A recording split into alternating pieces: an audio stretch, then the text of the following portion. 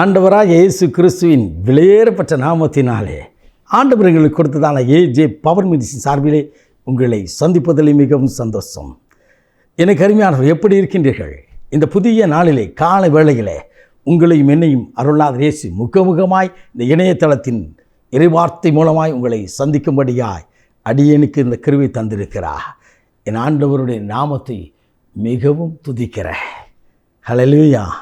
இது என்னால் உண்டானதல்ல, தேவன் கொடுத்த ஈவு என்பதை மாத்திரம் நான் அறிவேன். எனக்கு அருமையானவர்களே, இந்த நாளிலும் ஆண்டவர் கொடுத்த வார்த்தையை நாம் தியானிக்கப் போகிறோம். ஏசியா தீர்க்கதரிசன புத்தகம் 61 அதிகாரம் 7வது இறைவார்த்தை.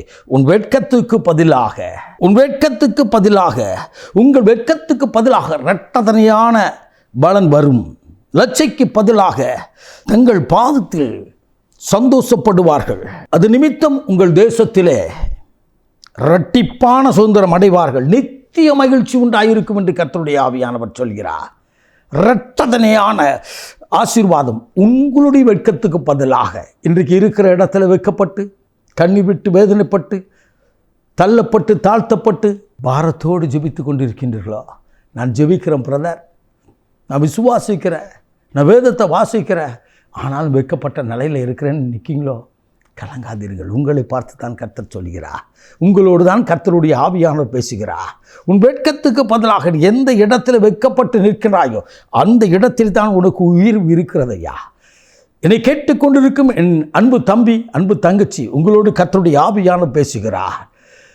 நீங்கள் வைக்கப்பட்ட இடத்துல வேற ஒரு இடத்துல அல்ல, அதே இடத்துல, அதே திருச்சபையிலே, அதே தெருவிலே, அதே குடும்பத்திலே, அதே ஜனத்தின் மத்தியிலே தேவன் உயர்த்துவார். ஆண்டவர் தாமே என்னுடைய ஜெப கூட்டங்களுக்கு வருகிற குணமளிக்கும் உபவாச ஜெபம் வெள்ளிக்கிழமை தோறும் லைன்ஸ்டோன் சகாய அன்னையின் ஆலயத்தில் நடைபெறும். அந்த குணமளிக்கும் ஜெபத்திற்கு வாரம் தவறாமல் ஒரு குடும்பம் வரும். அவர்களுக்கு 2 பெண் பிள்ளைகள் நன்றாக படிக்க வைத்தார்கள்.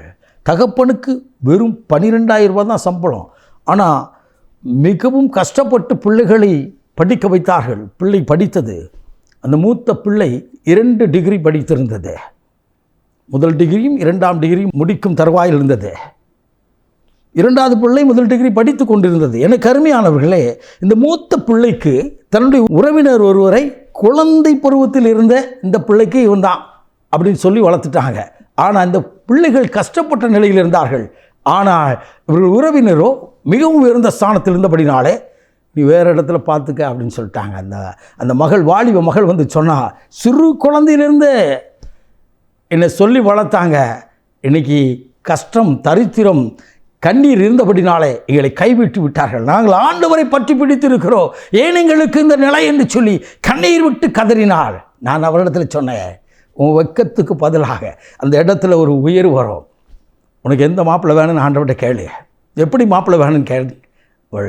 தயங்காமல் சொன்னால், வெளிநாட்டில் என்னுடைய கணவர் வேலை பார்க்குற மாதிரி இருக்கணும், ஆண்டவர் எனக்கு அப்படிப்பட்ட ஒரு நல்ல ஒரு மணவாளனை தர வேண்டும் என்று சொல்லி பாரத்தோடு ஜெபித்தாள். ஒவ்வொரு வாரம் வருவாள், பாரத்தோடு ஜெபிப்பாள், உபாசிப்பாள், காத்திருப்பாள், கண்ணீர் வடித்து ஜெபிப்பாள். நடந்தது என்ன? அருமையான ஒரு மணவாளனை கர்த்தர் கொடுத்தார். வெளி தேசத்திலே வேலை செய்கிற அருமையான ஒரு தம்பியை கொடுத்தார். நிறைவாய் ஆசீர்வதித்தார். அவள் திருமண நாளிலே சொன்னாள், என் வெட்கத்துக்கு பதிலாக ஆண்டவர் அற்புதமாய் நினைத்து கூட பார்க்காத ஒரு அற்புதத்தை செய்து அவரை மகிழ பண்ணினார். ஆம், எனக்கு அருமையானவளே, என்னை கேட்டுக்கொண்டிருக்கும் என் அன்பு தம்பி, என் அன்பு தங்கச்சி, உன்னோடு கர்த்தர் பேசுகிறார். என்னை தள்ளிவிட்டார்கள், என்னை தாழ்த்தி விட்டார்கள், துரத்தி விட்டார்கள், என்னை உதாசீனப்படுத்தி விட்டார்கள் என்று கதறுகின்ற உன் கதறலுக்கு கர்த்தர் பதில் கொடுக்கிறார். இன்றைக்கு நீ எந்த இடத்துல வைக்கப்பட்டாயோ அதே இடத்துல தெய்வம் உன் தலையை உயர்த்தப் போகிறார். விசுவாசி, வேதத்தை வாசி, தேவ சமூகத்தில் தெய்வனை நேசி, கர்த்தருடைய ஆசீர்வாதத்தை இன்றைக்கு பெற்றுக்கொள்ளுங்கள். நாம் ஜெபிப்போமா? மகா பரிசுத்தம் உள்ள தகப்பனே, இந்த அற்புதமான வேலைக்காய் ஸ்தோத்திரிக்கிறோம். இன்றைக்கும் பாரத்தோடு கண்ணீரோடு ஆண்டவரே, உம்முடைய பிள்ளைகள் இதை கேட்டுக்கொண்டிருக்கிற இந்த நேரத்தில் அவர்கள் எந்தெந்த இடத்துல வைக்கப்பட்டார்களோ அந்த வைக்கப்பட்ட இடத்துல உடைய பிள்ளைகளை அற்புதம் செய்து இரட்டிப்பான நன்மைகளை கொடுத்து உயர்த்தி ஆசீர்வதிப்பீராக. ஆசீர்வதியும், ஆளுகை செய்யும். இயேசு கிறிஸ்துவின் வெளியேறப்பட்ட நாமத்தில் ஜெபிக்கிறோம் ஜீவனுள்ள நல்ல பிதாவே. ஆமென். ஆமென். God bless you.